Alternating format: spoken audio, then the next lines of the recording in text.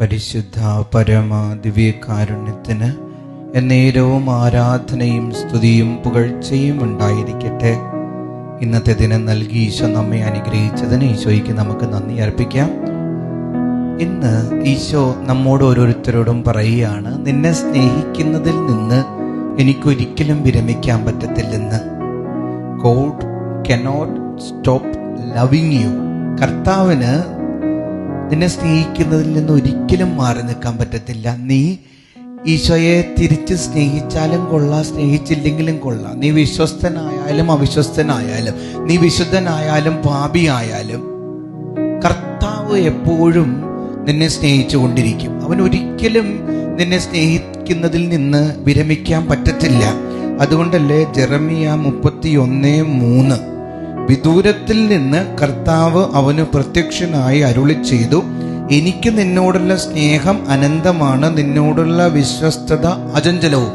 ഒന്നുകൂടി, എനിക്ക് നിന്നോടുള്ള സ്നേഹം അനന്തമാണ്, എനിക്ക് നിന്നോടുള്ള വിശ്വസ്തത അചഞ്ചലവും.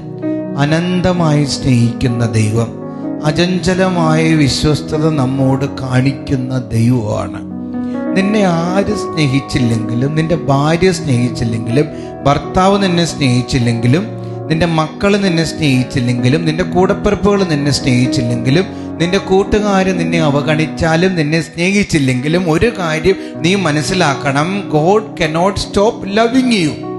ഈശോയ്ക്ക് നിന്നെ സ്നേഹിക്കുന്നതിൽ നിന്ന് വിരമിക്കാൻ കഴിയൂല. ഈ ലോകം മുഴുവനും നിനക്ക് എതിര് നിന്നാലും, നിന്റെ കൂടെയുള്ളവര്, നിന്റെ കമ്മ്യൂണിറ്റിയിലുള്ളവര്, നിന്റെ തോടരുന്ന് നീ വിശ്വസിച്ചിരുന്ന ആളുകൾ, നിന്റെ ജോലി സ്ഥലത്തുള്ള ആളുകൾ, നിന്റെ സമൂഹത്തിലുള്ള ആളുകൾ നിന്നെ സ്നേഹിക്കുന്നില്ലെങ്കിലും ഈശോയ്ക്ക് നിന്നെ സ്നേഹിക്കുന്നതിൽ നിന്ന് വിരമിക്കാൻ പറ്റത്തില്ല. ധൂർത്തപുത്രന്റെ ഉപമയിൽ നമ്മൾ എന്താ വായിക്കണേ? ധൂർത്തപുത്രൻ തിരികെ വരുമ്പോ പിതാവ് ഉമ്മറത്ത് നിൽക്കുകയാണ്.